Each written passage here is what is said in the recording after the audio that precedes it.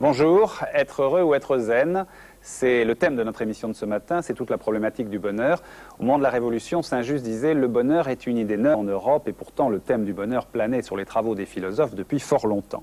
Mais c'est vrai qu'aujourd'hui, dans nos pays occidentaux, particulièrement au XXe siècle, il semble qu'on assiste à une quête effrénée du bonheur. Et pourtant, l'homme occidental n'a sans doute jamais paru aussi angoissé, alors même que le progrès lui donne toutes les conditions du bien-être. Alors bien-être, bonheur, qu'est-ce qu'être heureux exactement? Qu'en pensent les spécialistes? Qu'en disent les églises? Est-ce une mode, un but en soi, une recherche personnelle ou bien même une idée déplacée? C'est ce dont nous allons parler maintenant dans notre débat avec 5 invités. Comme d'habitude, je vous les présente tout de suite. Du côté de la société civile, il y a d'abord Nathalie Fouque. Vous êtes médecin et vous êtes coordinatrice de Médecins du Monde à Paris. À vos côtés, il y a Roland Reich. Vous êtes moine, zen. Vous êtes président de l'association Zen International. Ça veut dire que vous êtes bouddhiste? Oui. Voilà. Je suis vice-président de l'association. Vice-président. Et vous êtes aussi psychothérapeute. Est-ce que vous mélangez un peu les deux choses? Non, j'évite soigneusement de les mélanger. C'est-à-dire que les gens qui souhaitent pratiquer le zen, je me refuserai complètement à les prendre en tant que patient en psychothérapie. Il y a aussi Boris Cyrulnik. Boris Cyrulnik est psychiatre, neurologue, éthologue. C'est l'étude des comportements humains, animaux?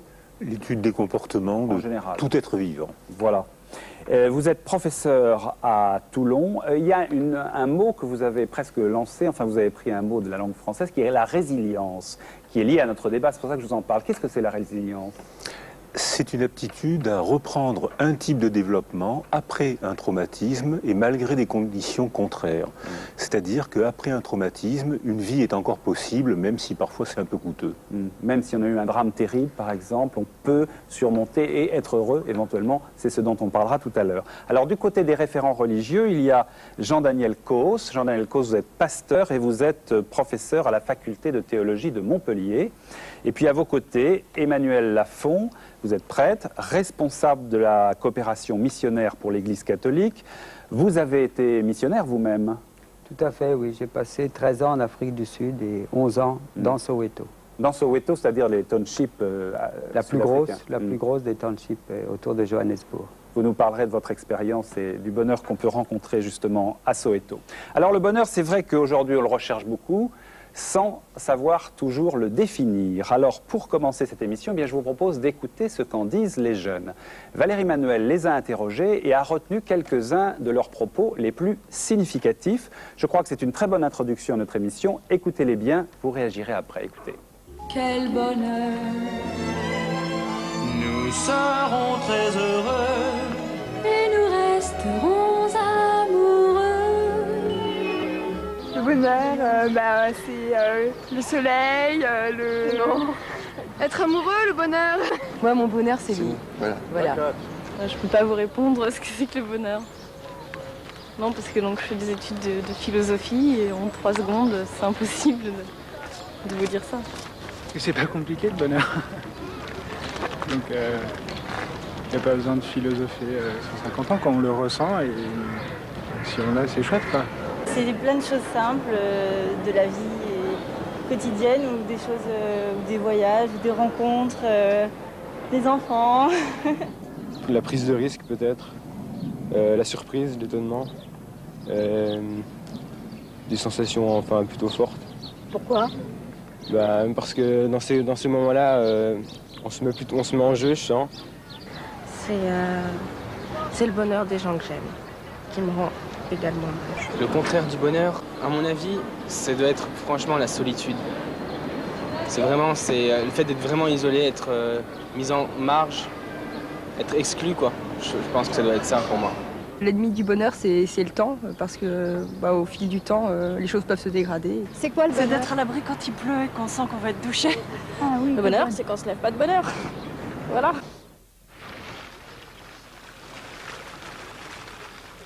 Alors c'était intéressant parce que vous preniez tous des notes très sagement, vous avez donc bien écouté très sagement. Qu'est-ce qui ressort d'après vous les uns les autres? Jean-Daniel Causse. Une de ces personnes disait finalement je ne peux pas vous répondre. Et je trouvais que c'était peut-être la réponse qui me semblait la plus significative dans ce panel. Évidemment, on aurait pu inventer toute une série d'autres choses ou l'entendre toute une série d'autres choses. Mais non, je ne peux pas vous répondre, ça veut dire quoi? Ça veut dire que fondamentalement ce qui est en jeu, c'est que lorsqu'il est question de la question du bonheur, dont je dirais peut-être tout à l'heure que, en tout cas, moi je me méfie un peu de ce mot qui me semble problématique, mais qu'on y reviendra, mais en tout cas, qu'il y a là un aspect tout à fait fondamental qui consiste à dire qu'on ne sait pas trop ce qui nous donne le désir de vivre, ce qui nous fonde dans le goût de vivre, et qu'il y a là un ressort essentiel de notre existence qui reste quelquefois indéterminé et qui peut-être doit rester un peu indéterminé. Dans la mesure où à vouloir trop le rabattre sur telle ou telle chose connue, repérée ou repérable, alors du coup, eh bien, peut-être qu'on l'éteint au lieu de l'animer. Alors, les autres, qui a retenu quelque chose? Nathalie Fouque, peut-être? Oui, bah effectivement, on voit que définir le bonheur, c'est extrêmement compliqué. Quelqu'un dit ça se ressent, donc ça se ressent, ça se définit pas presque. J'ai bien aussi aimé ce qui paraît un peu surprenant, c'est le jeune homme qui parle de prise de risque. Oui. Donc c'est sans doute qu'à ce moment-là, on se sent vivre et on risque aussi de basculer dans le malheur, mais c'est ça aussi qui fait qu'on sent son existence. Quelqu'un d'autre aussi peut se soucier de soi à ce moment-là et c'est peut-être ça qui est important. Roland Reich approuvé. Oui, tout à fait. Il y a aussi quelqu'un qui a dit ce sont les choses simples de la vie. Et effectivement, souvent on dit que le bonheur c'est compliqué. Moi je crois au contraire que c'est très simple. On y reviendra parce que je suis sûr que vous avez des choses à dire. Et vous, Emmanuel Lafont? J'ai beaucoup aimé toutes les expressions par lesquelles ils ont associé le bonheur et l'amour. Oui. Et opposé le bonheur et l'exclusion.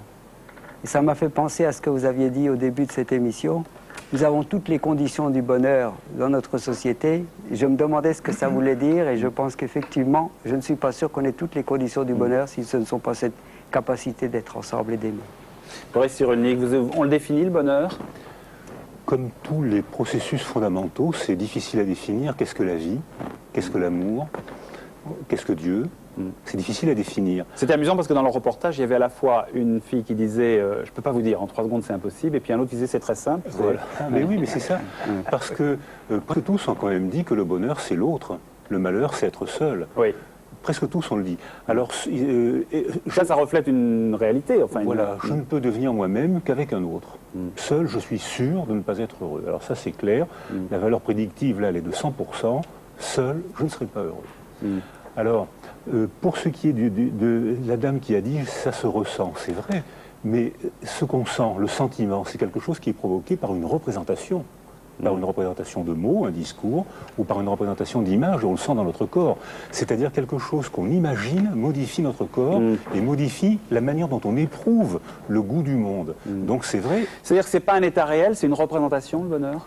Alors, il ne faut pas confondre le bonheur et le bien-être, comme vous l'avez dit tout à l'heure. Oui, ça c'est très important. Je crois qu'il faut faire la distinction tout de suite. Le bien-être, c'est un état réel. Je peux avoir un sentiment de bien-être quand j'ai bien mangé, quand j'ai bien dormi. Est-ce que c'est le bonheur? Je crois que c'est nécessaire, mais ce n'est pas suffisant.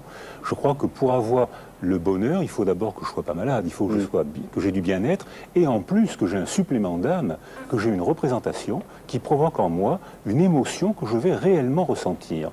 C'est-à-dire que quelque chose d'abstrait va modifier mon corps. Alors, celui qui prend une prise de risque, moi, à mon avis, c'est celui qui est obligé de se mettre en jeu intensément pour éprouver une sensation de bonheur, dont je pense que c'est celui qui a le bonheur le plus difficile. Ah oui. Roland Reich, je me tourne vers vous parce que vous disiez que c'était quelque chose de simple, vous, beaucoup plus simple. Est-ce que, par exemple, entre bien-être et bonheur, vous faites autant de différences? Je crois que le bien-être, ça correspond à la satisfaction d'un certain nombre de besoins, mais le bonheur, je crois que c'est un état beaucoup plus profond et qui ne peut pas réellement dépendre de quelque chose. Je crois que quand le bonheur, sous la forme du bien-être, est lié à la possession d'un certain nombre de conditions, eh bien on le sent fragile. Et il y a toujours un petit peu de l'anxiété derrière ce bonheur-là, dont on sent qu'il est lié à une réussite, à un amour qui est fragile comme toutes les choses humaines. Et que le véritable bonheur, je crois que le bonheur le plus profond, c'est le bonheur qui est cette capacité d'être vraiment un avec la vie de chaque instant, quoi qu'elle nous apporte, que ça ne dépend pas, que ça nous apporte quelque chose de bon ou quelque chose qu'on ne trouve pas bon. C'est cette qualité d'acceptation et d'unité avec la vie de chaque instant, il me semble, qui offre une possibilité de bonheur non conditionné, donc beaucoup plus stable que les bonheurs relatifs liés à l'obtention de ceci ou de cela, que je mettrais plutôt du côté du bien-être. Boris Cyrulnik, est-ce que le bien-être est nécessaire pour accéder au bonheur? Statistiquement, oui, mais pas obligatoirement. Par exemple, certaines personnes éprouvent du bonheur dans le mal-être. Parce que ça donne sens à leur vie. Montaigne disait « Au moins quand j'éprouve une affliction, au moins je me sens vivre ». Les drogués tiennent des raisonnements comme ça. Au moins quand je me drogue, il se passe des choses dans ma vie et je deviens quelqu'un, je deviens auteur de mon propre théâtre, je me mets en scène. Donc là c'est un mal-être, c'est une souffrance constante, mais le bénéfice de cette souffrance c'est que je vis, je me sens vivre et je deviens quelqu'un. Raisonnement inverse, une société trop bien organisée, techniquement dépourvue de sens, entraîne un bien-être qui mène au mal-être. Oui, c'est un peu notre société d'aujourd'hui, ça on y reviendra. Nathalie, il faut que vous ayez ajouté quelque chose. Oui, enfin j'ai deux petites remarques là sur ce que vous disiez, Monsieur Cyrulnik, sur la prise de risque, en disant que c'était peut-être un peu grave, entre guillemets, si la personne, le jeune homme interrogé il parlait disait pas que c'était grave, il disait que sans doute c'est celui qui aurait le plus de mal à être heureux. Je dirais que c'est peut-être un peu inhérent à son âge que de passer de l'enfance à l'âge adulte en soi-même, c'est une prise de risque, sans qu'on soit obligé de sauter à l'élastique pour autant. Et en même temps, c'est complètement nécessaire. Donc un peu de malaise, de déséquilibre est complètement nécessaire pour avancer. Ce que notre culture dénie. C'est-à-dire que la prise de risque est un enjeu que notre culture a dénié. Il n'y a plus de rituel d'intégration, donc ils en inventent de plus cruels. Je disais tout à l'heure, je citais tout à l'heure en commençant une phrase de Saint-Just qui disait à l'époque de la Révolution, donc évidemment, le bonheur est une idée neuve en Europe. En fait, enfin, pourquoi à ce moment-là l'a-t-il dit? Parce que c'est quelque chose que les philosophes traitaient déjà. Là, il y a une raison qui est une raison aussi historique, qui est liée finalement à la question de savoir si une société organise ou pas le bonheur. C'est une question tout à fait fondamentale.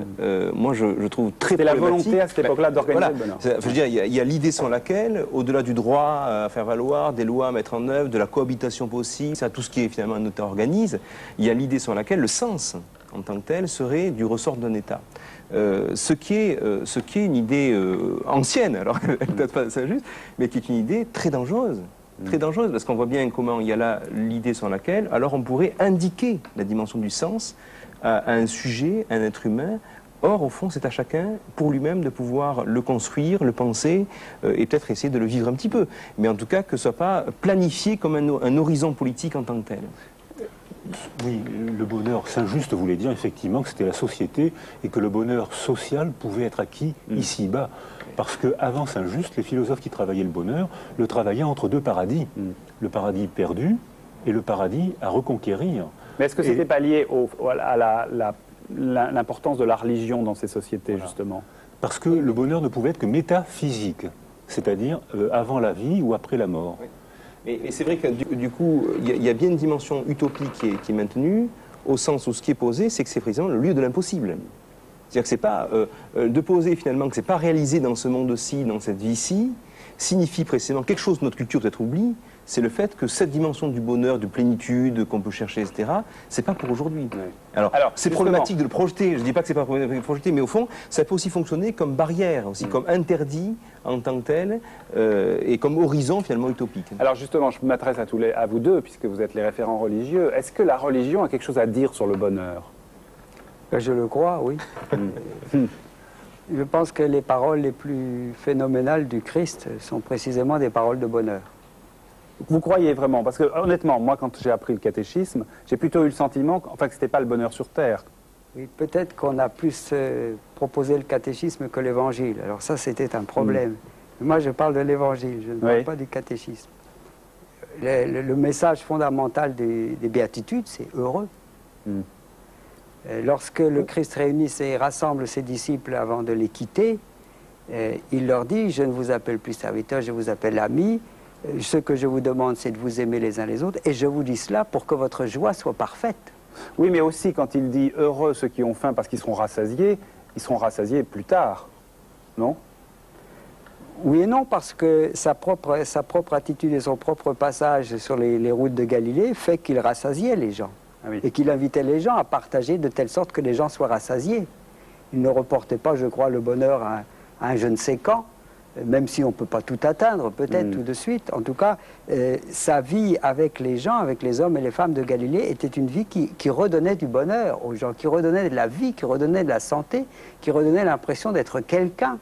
Par conséquent, oui, je dis, il me semble que le message principal du Christ, au nom de son Père, de celui qu'il appelait son Père, c'est ce que Dieu veut, c'est que les hommes et les femmes soient heureux. C'est votre interprétation? Oui, enfin, ce qu'on peut dire, c'est qu'effectivement, c'est que on voit bien comment la religion chrétienne, historiquement, a pensé souvent la catégorie du bonheur, enfin, moi je dirais selon une logique du ressentiment. C'est-à-dire finalement, tout ce qu'on n'a pas pu avoir aujourd'hui, on l'aura plus tard. Mais plus tard, c'est après la mort. Plus tard, ça veut dire après la mort, dans une autre vie, etc. Bon, hein. Donc, et on voit bien comment c'est aussi un système d'oppression fantastique, évidemment. Hein. Je crois que alors là, je ne suis pas du tout sûr que les textes évangéliques soient dans cette direction. Il me semble que si je vois bien, ça ne veut pas dire qu'il n'y a pas d'horizon, ce qu'on appelle eschatologique, c'est la fin des temps ou après la mort, etc. Mais ça veut dire que l'insistance de l'évangile, me semble-t-il, c'est l'insistance sur le temps présent, sur l'existence présente, et c'est de pouvoir penser ce qui se joue pour l'existence présente. Et dans ce cadre-là, ce qui est en jeu, me semble-t-il, alors c'est effectivement le ministère, par exemple, de Jésus, qui consiste finalement à rejoindre ce qu'on a vu tout à l'heure, c'est-à-dire à manifester que ce qui était marginalisé parce qu'il n'était pas dans les critères sociaux, dans les normalités, les images ambiantes, etc., cela était reconnu, identifié de manière singulière et inconditionnelle, on pourrait dire. Roland Reich, est-ce que pour les bouddhistes, le bonheur est plus présent dans la vie sur Terre? Oui, tout à fait. Il est présent, mais en même temps, c'est son absence généralisée qui déclenche le mouvement même de la démarche bouddhiste. C'est-à-dire, c'est la prise de conscience de la souffrance, de l'absence de bonheur ou de la difficulté de réaliser un bonheur stable, qui est le point de départ de la démarche du Bouddha et de tous les bouddhistes. Alors, l'attitude par rapport à ça est de s'interroger sur quelles sont les causes de cette souffrance. Pourquoi est-on aussi rarement heureux? Et ça a été la grande question du Bouddha. Et son enseignement a été que nous sommes malheureux, le bonheur nous échappe parce que nous ne nous connaissons pas nous-mêmes. À cause de ça, nous vivons souvent d'une manière un peu illusoire, pas en harmonie avec notre véritable nature, en somme, et que nous poursuivons donc toutes sortes de désirs, eux aussi illusoires, en croyant qu'ils nous donneront le bonheur, alors qu'ils ne font que d'alimenter la machine à désirer et à décevoir. Et il a proposé une voie de sagesse et de méditation, dont je crois on parlera par la suite, mais qui permet de réaliser un certain bonheur. Mais le Bouddha vivait tout de suite. Tout de suite. Voilà, mais il visait à plus que ça. Le véritable message du Bouddha, c'est au-delà du bonheur, c'est la libération. C'est-à-dire ne pas dépendre ni du malheur, ni du bonheur. C'est peut-être un super bonheur, parce que je ne crois pas qu'on peut faire l'économie du bonheur, mais disons un bonheur qui ne dépend pas des catégories habituelles du bonheur et du malheur. Est-ce qu'aujourd'hui, vous avez l'impression vraiment qu'il y a une recherche du bonheur plus réelle qu'autrefois? Je ne sais pas. Alors, ça devient probablement un mythe d'aujourd'hui, la recherche du bonheur. Et le problème aujourd'hui, c'est qu'on croit obtenir le bonheur avec ce qui a fait notre pouvoir, c'est-à-dire la technique, la chimie, l'industrie. Alors on recherche un bonheur technico-chimique, alors qu'en fait c'est une extase, c'est un flash. Or, comme l'a dit le prêtre bouddhiste, M. Reich, le moine bouddhiste, on dit ah bon. Comme la recherche du plaisir, il l'a presque dit comme ça, mais je vais le reformuler comme je le comprends. La recherche du plaisir mène à la souffrance. C'est-à-dire que vous avez bu un verre d'eau tout à l'heure, vous aviez soif, c'était un plaisir. Oui. Si on vous fait boire 10 verres d'eau, vous allez dire c'est un peu trop, je suis un peu dégoûté. Si on vous fait boire 100 verres d'eau, ça va être une torture. Pour une raison bien simple, c'est que sur le plan biologique, il n'y a pas de plaisir qui dure. En revanche, une représentation, elle peut durer. Ah oui. Elle, on peut se faire un récit, on peut se faire une espérance, on peut se faire une utopie à condition que ce ne soit pas un sublime morbide. Ça existe, le sublime morbide. Si c'est une espérance, si c'est une croyance organisée, comme vous l'avez dit, enracinée dans le siècle, alors là, effectivement, ça devient une représentation dynamique, qui dynamise et qui donne espoir, qui organise un projet d'existence. Mais ce n'est pas toujours le cas. Alors, on va revenir justement sur cette recherche du bonheur aujourd'hui, et c'est vrai qu'on peut parler tout de même d'une mode. La preuve, c'est que les médias ont senti le bon filon, ils se sont engouffrés, de nombreuses revues traitent du problème, les 1001 manières de se sentir mieux dans sa peau, par exemple. Valérie Manuel a rencontré Jean-Louis Servan-Schreiber, le directeur de la revue Psychologie. Écoutez.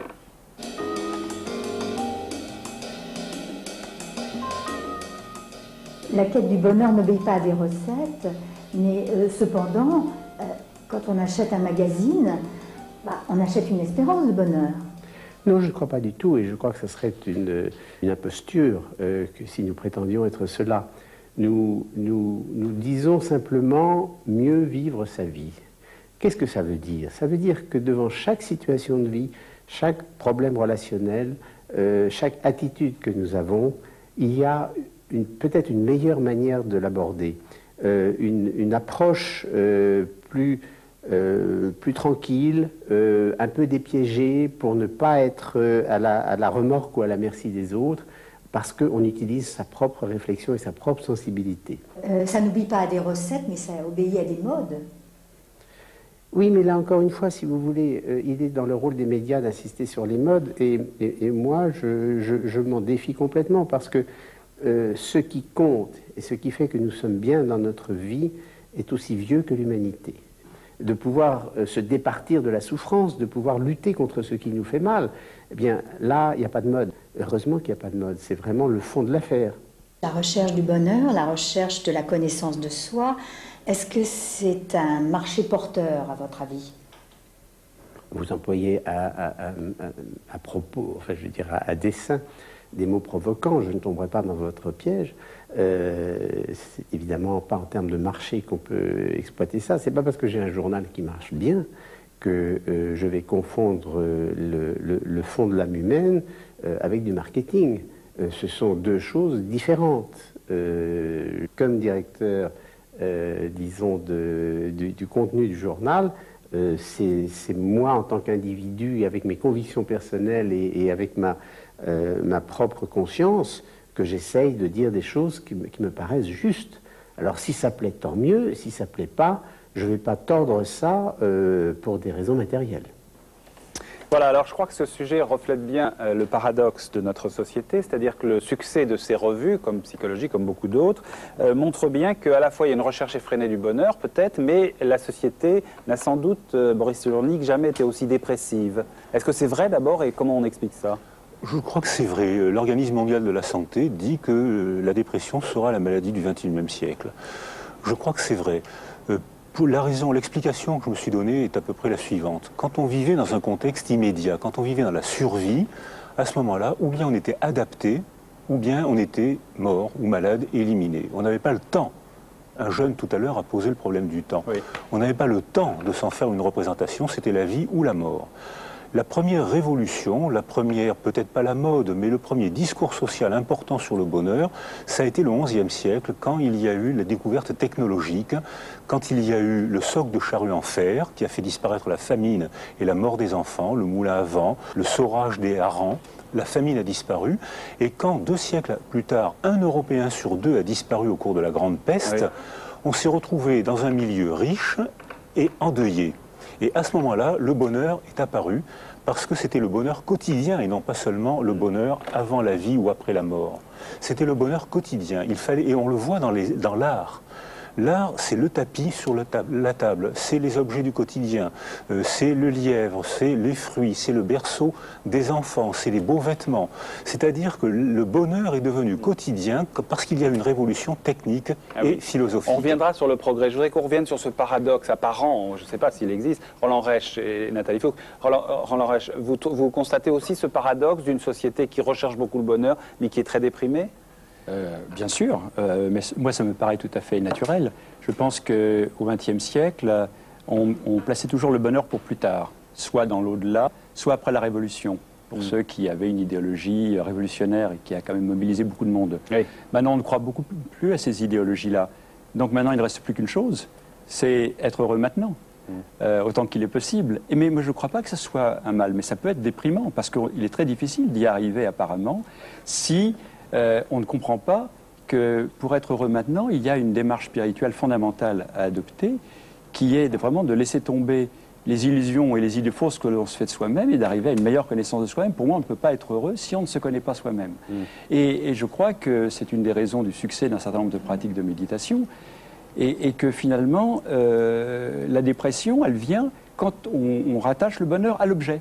Comme l'objet est insaisissable, et que quand on le saisit, il n'est pas satisfaisant, il ne peut pas être, pour de bonnes raisons qu'on cherche en réalité profondément autre chose que des objets, eh bien, on ne peut qu'être déprimé. Et moi, je crois qu'il faut même aller plus loin que la dépression. Je crois qu'on doit aller jusqu'au désespoir. C'est qu'à partir de désespérer des moyens habituels à travers lesquels on espère atteindre le bonheur, que l'on peut faire cette révolution intérieure et de se dire, mais attendez, le bonheur c'est peut-être beaucoup plus simple que tout ce que j'imaginais, mais ça nécessite un changement du regard intérieur sur notre vie.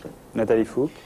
Oui, on parlait du XIe siècle et de survie. Je crois que si on parcourt le globe ou même si on va je vois dans nos centres de soins de médecins du monde, des gens qui sont en survie, il y en a encore plein partout. Certainement. Oui. Des gens qui ont eu faim, des gens qui ont été torturés. Enfin, je ne vais pas vous faire un catalogue, on n'est pas là pour faire pleurer dans les chaumières, mais ce sont vraiment des réalités. Alors, est-ce qu'ils sont heureux, est-ce qu'ils sont malheureux? Je dirais que, en tout cas, ceux qu'on voit, nous, qui sont arrivés en France, ils sont en tout cas soulagés. Ils sont survivants, c'est-à-dire qu'ils ont laissé effectivement des morts derrière eux, éventuellement des enfants qui sont restés au pays, ils ne savent pas ce qu'ils sont devenus. Et pour eux, ils doivent se raccrocher à leurs propres compétences, à leur propre petit bonheur quotidien. Mais je crois que de leur poser la question, est-ce que vous êtes heureux, est-ce que vous êtes déprimé parce que vous n'êtes pas assez heureux, ce serait presque indécent. Ceci dit, je pense que s'ils arrivent, en tout cas jusque dans les pays favorisés, c'est bien parce qu'ils avaient l'espoir d'une amélioration, que l'espoir fait vivre. Donc un espoir de bonheur. Un espoir de bonheur, un espoir de sécurité, un espoir de soulagement, en tout cas, de leur malheur. Et on le constate tout à fait. D'ailleurs, quand ils viennent d'arriver, on les sent qu'ils se posent, qu'ils prennent le temps de se poser. Et ensuite, ils se rendent compte que la vie n'est pas si facile que ça. Et là, on peut rencontrer effectivement aussi des syndromes dépressifs. Oui. Pierre-Emmanuel Lafont, quand vous étiez à Soweto, j'imagine dans des townships, avec des gens qui vivaient dans des conditions quand même difficiles, où était le bonheur? Le bonheur était d'être ensemble. D'une façon assez grande, c'est-à-dire qu'ils ne pouvaient pas placer leur bonheur dans l'accumulation de choses qui étaient totalement hors de leur portée. Mais ils avaient en même temps cette capacité d'être ensemble, de chanter ensemble pendant des heures et des nuits. Je crois qu'une des choses qui ont fait tenir les Africains du Sud dans cette épreuve terrible qu'a été l'apartheid, c'était cette capacité d'exprimer, y compris leur révolte et leur douleur, à travers le chant, et de trouver à l'intérieur de cela, ensemble, une harmonie qui redonnait sens, qui redonnait courage. Voilà. C'est peut-être ce que j'ai appris de plus beau là-bas, c'est que le bonheur, c'est quand même d'être ensemble. Alors Boris Cyrulnik, ça c'est un sujet que vous avez quand même beaucoup traité par rapport à ce que dit Nathalie Fouque. Est-ce qu'on peut être heureux dans des conditions très difficiles, de vie, etc., ou par rapport à des guerres, à des chocs, à des drames? Si on parle de choc, on parle de déchirure. Là, on ne peut pas être heureux. On est traumatisé, on est blessé, on est fracassé. On ne peut pas être heureux. En revanche, dès l'instant où on met en place des mécanismes de défense et des mécanismes de reprise de développement, être ensemble. Pendant la guerre du Liban, c'était la même chose. Les familles libanaises qui arrivaient à être ensemble, elles avaient des moments de bonheur, entourées de fracas. Oui, c'est ça, parce qu'on peut être afghan et aujourd'hui bombardé, même si on est ensemble, je veux dire... Non, mais ça, c'est le réel. Oui. Quand on est bombardé, là, c'est le réel. Mais quand on est afghan et qu'on crée une structure affective et une structure sociale, il y a un petit espoir qui se remet en place. Et quand les bombardements arrêtent, on peut reprendre un type de développement avec la blessure. Et alors, l'échange qui est en train de se passer caractérise vraiment notre planète aujourd'hui, c'est-à-dire on est passé de la culture de la culpabilité, où les prêtres, je crois, ont joué un petit rôle, à la culture du préjudice. C'est-à-dire la culture de la culpabilité qui est une souffrance et qui est un bénéfice. C'est une souffrance parce qu'on est torturé, on a honte, on est malheureux, on se sent responsable de la mort ou du malaise de l'autre. Et c'est un bénéfice parce que ça contraint à être ensemble. Ça nous contraint à avoir des mécanismes soit de rachat, soit d'expiation qui sont parfois terriblement coûteux. Et maintenant, on est passé dans la culture du préjudice grâce au progrès technique. C'est-à-dire que lorsque une infirmière, aujourd'hui, arrache un pansement sans mettre assez d'anesthésie, tout le monde regarde l'infirmière et lui disent « techniquement, vous avez mal fait votre travail ». Alors qu'avant, on disait à l'enfant « tu n'es pas courageux ». Donc on est passé de la culture de la responsabilité à la culture de l'autre est responsable. Donc là, il y a un virage culturel qui est probablement attribuable à la technologie. Mais au moment du fracas, il y a quand même des flamèches de bonheur. Mais je vous donne la parole tout de suite, Jean-Daniel Coe. Je voudrais simplement vous demander, est-ce que vous pensez, vous, que le progrès est un facteur de bonheur quand même ? Est-ce que vous pourrez citer un seul progrès sans effet secondaire? Donc je pense que le progrès, il faut continuer à progresser, et il faut savoir quel prix on va payer. Il ne faut pas payer trop cher, il ne faut pas qu'il y ait plus d'effets secondaires que de bénéfices. Et je crois qu'il y a des progrès qui sont maléfiques, qu'il y a plus d'effets secondaires. Mais en revanche, il y a d'autres progrès qu'il faut préserver. Oui, ben globalement, quand vous disiez par exemple au XIe siècle, quand les gens ont cessé d'avoir faim, etc., ça c'était aussi dû au progrès technique, c'est quand même positif. Voilà. Jean-Daniel Causse. Je crois que dans ce que vient de dire Boris Cyrulnik, il y a quelque chose que je voudrais reprendre et peut-être pouvoir prolonger de mon point de vue, c'est qu'au fond, on voit que vous disiez comment la dimension de la culpabilité qui est liée évidemment à la question du bonheur a été souvent accentuée par les religions, et la religion chrétienne en particulier, ce qui est vrai.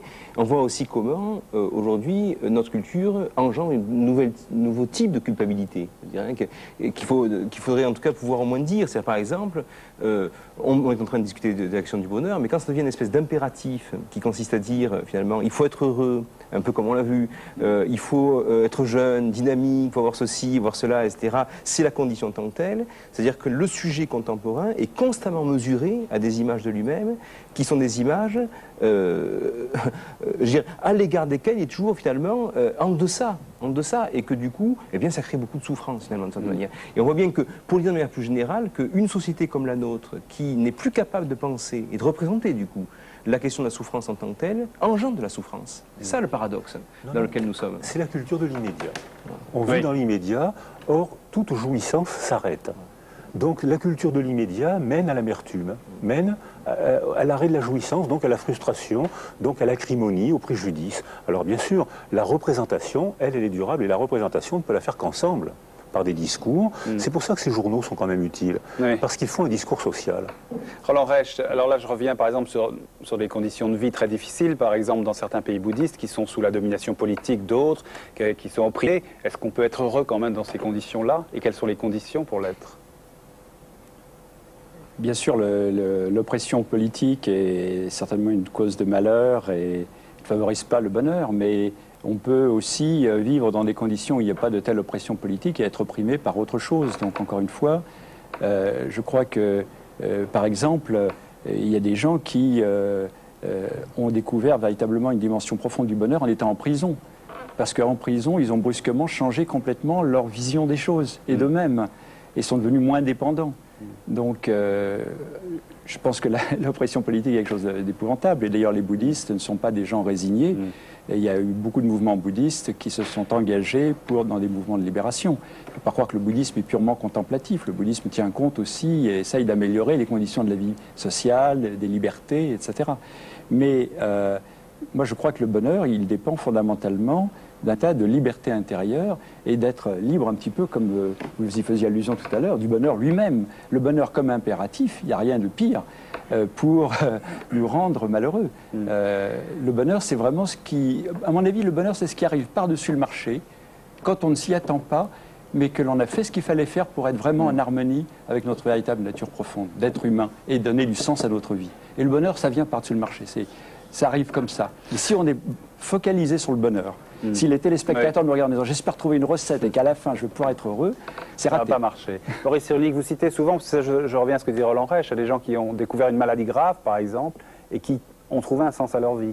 C'est pas rare.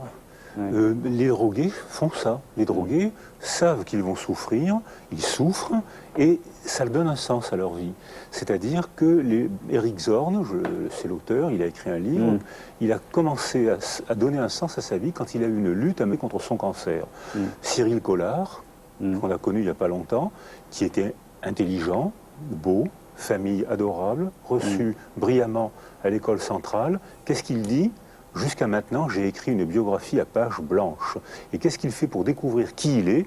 Il prend des risques, et il fait prendre des risques. C'est-à-dire que quand la culture vit dans l'immédiat, au point de ne penser qu'à satisfaire les besoins sans donner sens, les jeunes vont être obligés, pour découvrir leur identité, pour construire leur identité, ils vont être obligés de prendre des risques parfois mal calculés. Alors que quand il y a des rituels d'intégration, qu'ils soient sociaux, philosophiques ou religieux, quand il y a des rituels d'intégration, à ce moment-là, on peut mieux contrôler la construction d'identité des jeunes.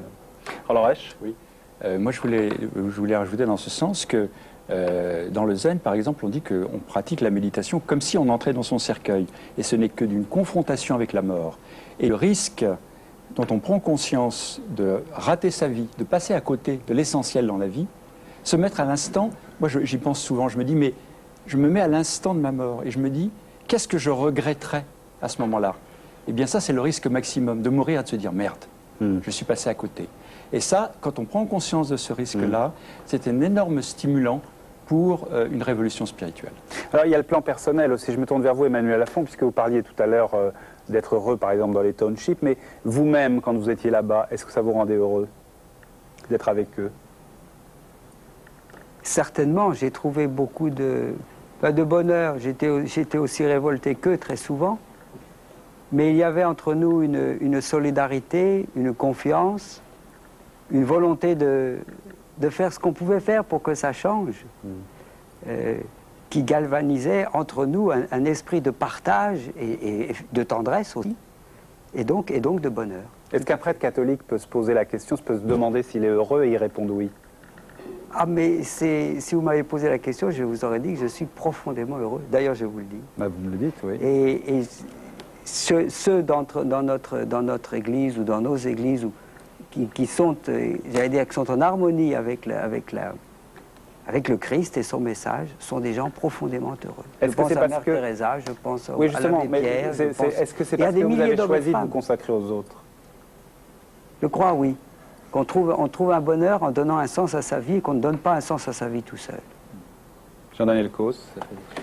C'est une question très difficile que vous posez. Non, je ne vous le pose pas, je vous demande simplement si vous voulez réagir sur ce qu'il vient de dire. Non, mais tout à fait. Je crois que c'est vrai qu'on voit bien comment la question du bonheur, fondamentalement, je dirais la chose suivante, c'est que si je devais définir, en tout cas pour moi, alors de manière un peu personnelle, ce qui, dans mon existence croyante et puis de pasteur et d'enseignant, fonde la dimension du bonheur, moi encore sur lequel j'ai quelques hésitations, c'est sans doute moins finalement ce qui est la dimension de ce qui apparaîtrait au fond pour moi-même, y compris de ce que j'ai pu lier ou tenir dans les relations que j'ai eues avec les uns et les autres, que ce que j'ai reçu fondamentalement.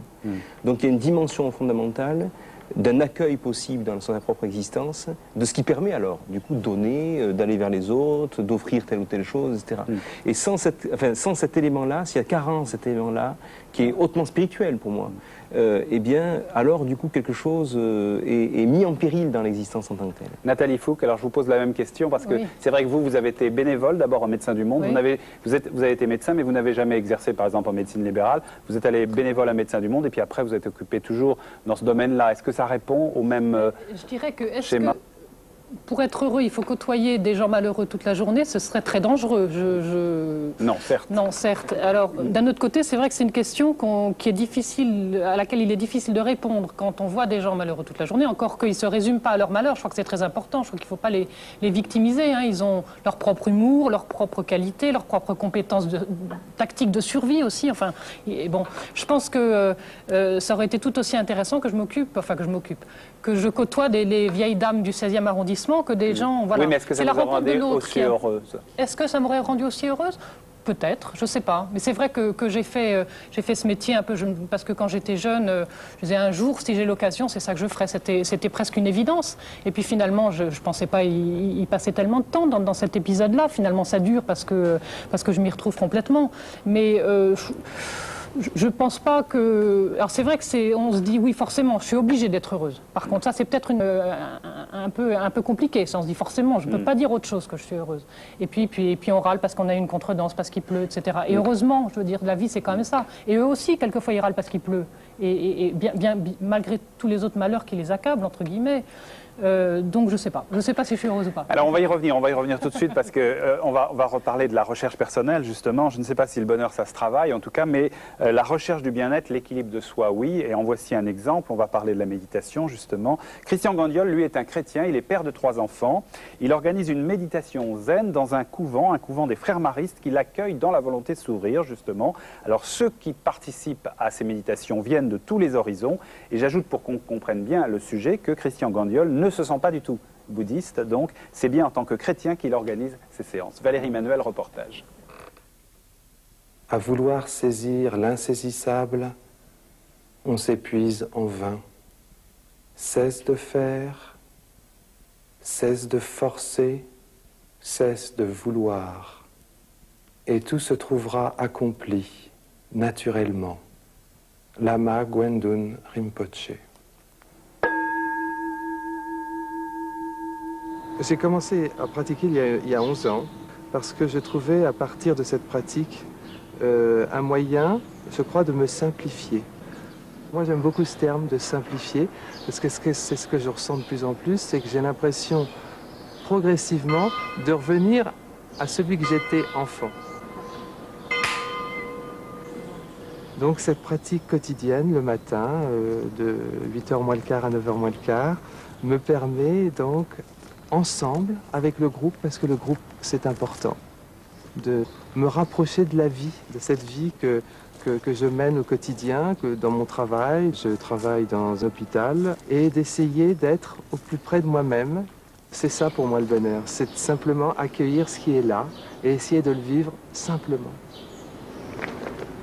Ça nécessite, je crois, beaucoup de travail et de régularité. Un travail qui pour nous consiste à s'asseoir, immobile et silencieux, et simplement accueillir ce qui est là. Voilà, alors un sujet qui mérite quand même un petit prolongement, et je vais me tourner vers vous, Roland Rech. Qu'est-ce que le zen exactement? Qu'est-ce que la méditation zen? Oui, alors le zen lui-même, le mot zen veut dire méditer, et méditer, ça veut dire d'abord fondamentalement s'asseoir, être capable de s'asseoir et de rester immobile pendant un certain temps, à être concentré sur son corps, donc de cette manière éviter que l'esprit ne se disperse dans toutes sortes de directions, être vraiment centré ici et maintenant sur la posture, sur la respiration également, qui donne son rythme à la méditation et qui rappelle toujours à l'instant, puisqu'elle se déroule dans l'instant, et puis aussi s'observer soi-même, avoir l'esprit suffisamment dépouillé de toutes les préoccupations de la vie quotidienne pour regarder au fond de soi et découvrir que finalement par-delà toutes les représentations qu'on a de soi-même et qui constituent notre ego, notre personnalité, eh bien, par-delà même tous nos désirs, nos besoins, nos rêves qui peuvent surgir, comme dans un cinéma, si l'on veut, pendant la méditation, eh bien, au fond de soi, on ne peut pas saisir quelque chose que l'on pourrait appeler l'ego, le moi. Ce moi, justement, qui veut tellement être heureux et qui veut tellement obtenir satisfaction. Mais est-ce que quand même... Oui, pardon. Et alors, ça déclenche, un lâcher-prise. Et la réalisation, finalement, d'un état de conscience beaucoup plus vaste qui nous fait prendre conscience que ce que nous sommes au fond, ce sont des êtres qui sont destinés à être ensemble. Parce que qu'on le veuille ou non, qu'on soit seul ou pas, on ne vit que dans une relation d'interdépendance avec tous les êtres de l'univers. Alors est-ce que c'est une volonté de s'améliorer, de s'enrichir au contact des autres, ou d'être heureux tout simplement soi-même? Ben, je crois que ça va tout à fait ensemble. Je crois qu'on ne peut pas être dans une bonne relation avec les autres si on n'est pas heureux soi-même. Et alors encore en plus, quand on est dans des relations d'aide et quand on donne à sa vie le sens de vivre activement cette solidarité que l'on ressent avec les autres, en s'efforçant de les aider comme on peut, par l'enseignement de la méditation ou la médecine, etc., je crois qu'il faut soi-même déjà avoir un certain état d'épanouissement intérieur, d'équilibre, parce que les gens croient vos paroles, mais ils croient beaucoup plus ce que vous exprimez à travers ce que vous êtes. Oui. Est-ce que ça veut dire que pour vous, chez les bouddhistes, le bonheur, c'est quelque chose qui se travaille? Bien sûr. Oui. Bien sûr. Et ce travail, c'est du déblaiement. C'est pas pour obtenir quelque chose. C'est pour écarter tous les obstacles que nous avons accumulés qui nous empêchent d'être simplement heureux. Boris Cyrulnik, est-ce que le bonheur, à votre avis, ça se travaille, ça se reçoit, ça se fabrique, quoi?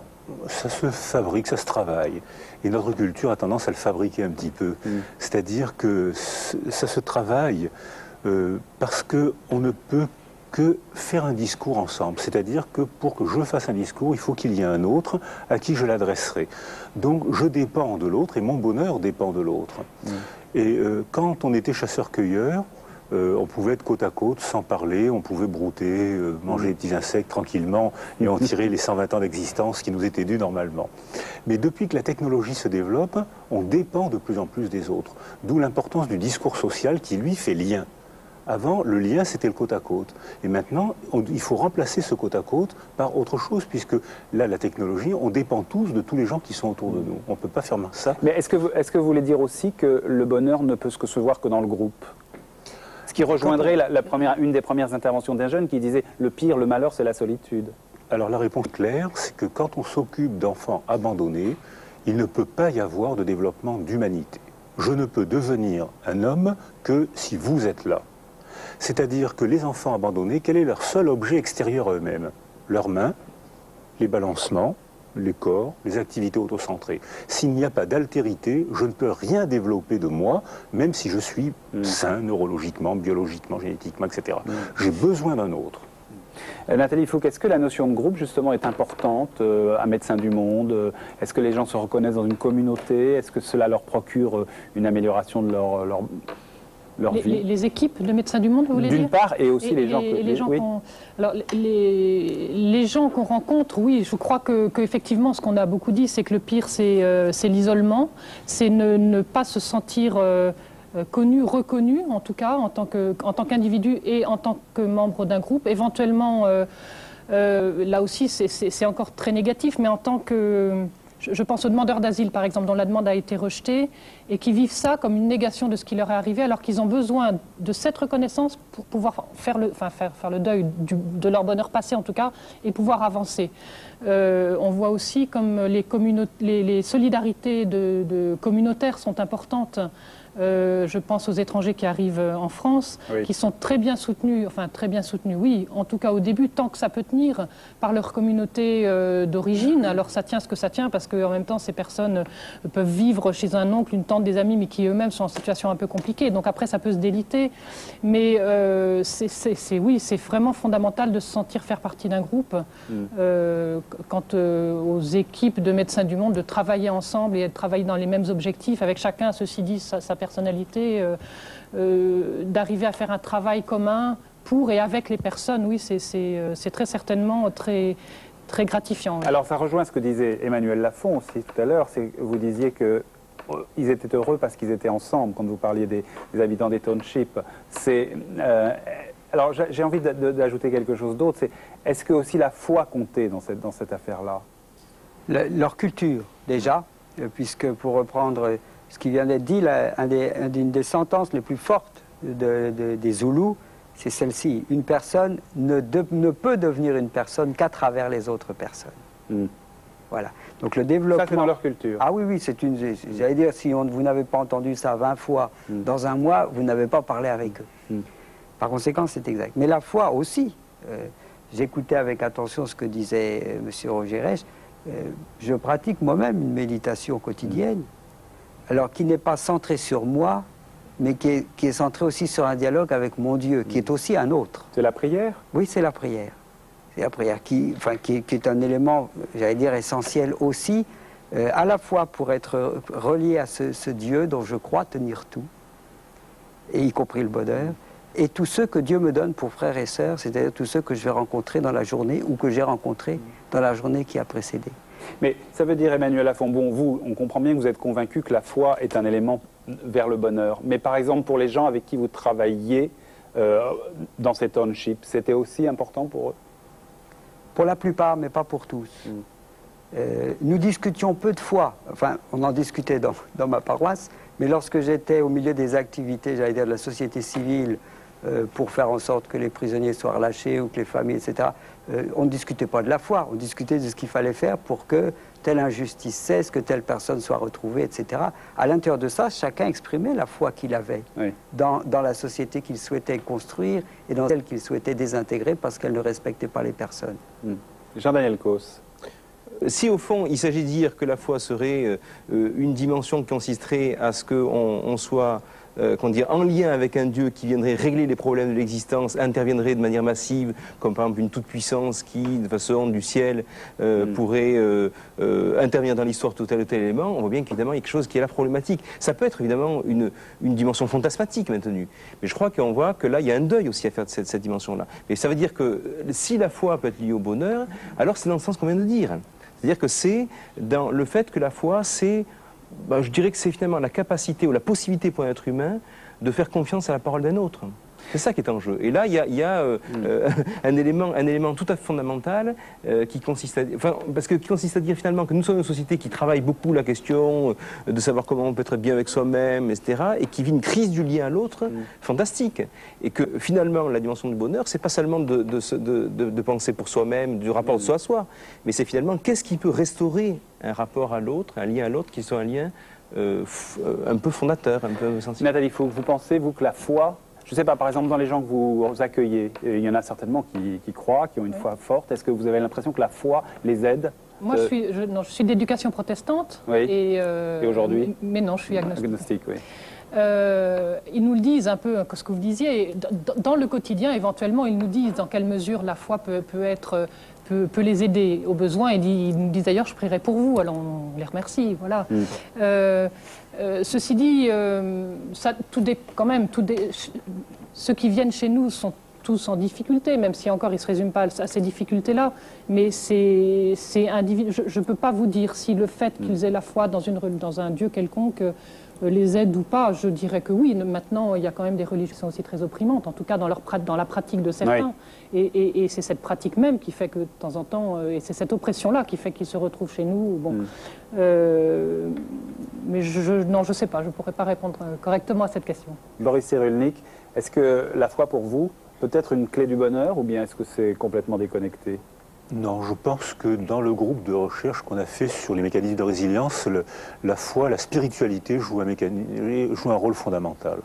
Beaucoup d'enfants blessés, beaucoup d'adultes blessés tiennent le coup et reprennent un type de développement quand ils ont accès à ce que certains appellent la foi, d'autres la spiritualité.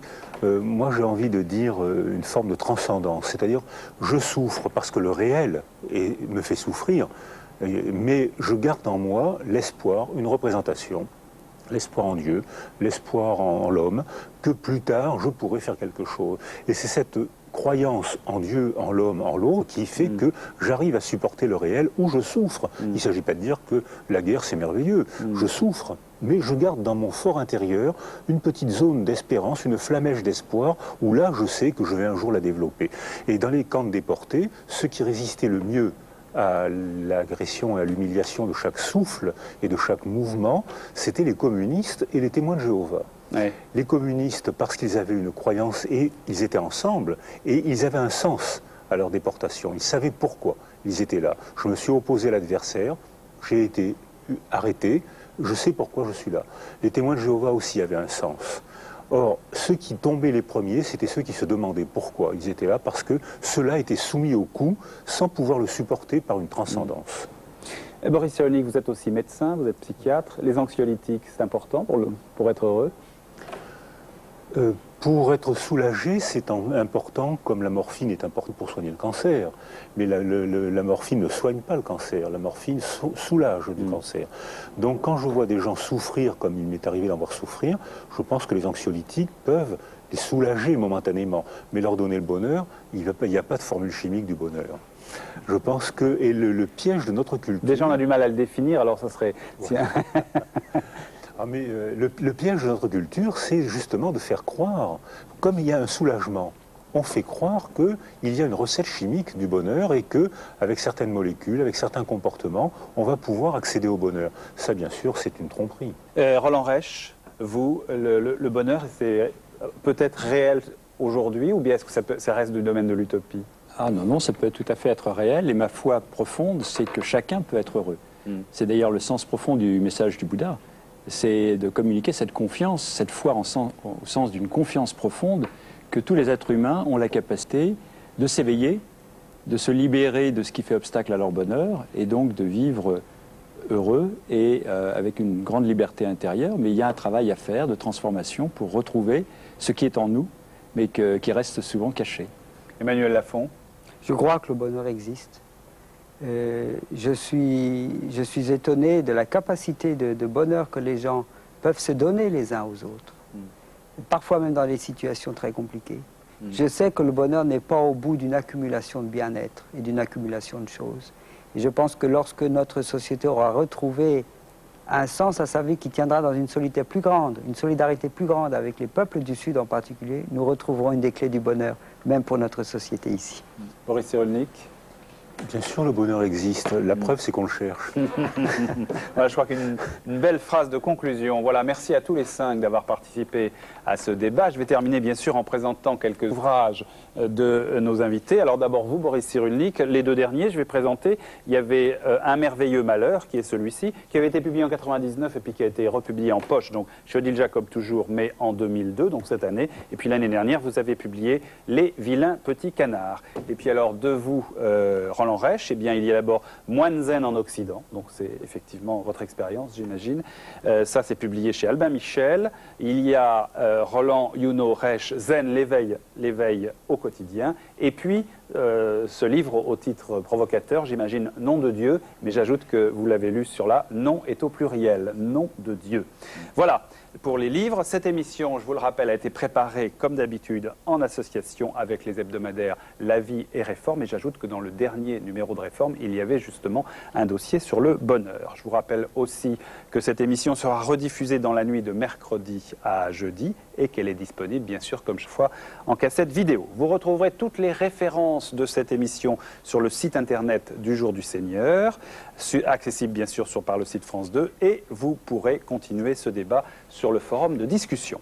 Et puis très prochainement, eh bien, nous allons aborder la question de l'autorité. Ce sera dans une de nos prochaines émissions d'Agapé. Je ne vous promets pas que ce sera la prochaine, ce sera une des prochaines émissions. L'autorité de l'État est-elle respectée? C'est devenu, c'est vrai, une grande question de société, pas seulement pour l'autorité de l'État, mais aussi l'autorité dans la famille, à l'école. Comment se pose la question de l'autorité aussi dans les églises? Alors, sur ce sujet, tous nos témoignages vous sont précieux. Si vous avez des témoignages sur ce sujet de l'autorité, n'hésitez pas à nous écrire. Voici nos adresses. Je vous les rappelle. Agapé, le Jour du Seigneur, 45 bis rue de la Glacière, Paris 13e. Et Agapé, Présence protestante, c'est 47 rue de Clichy, Paris 9e. Voilà, rendez-vous pour la prochaine émission d'Agapé. Ce sera le dimanche 6 octobre. À très bientôt.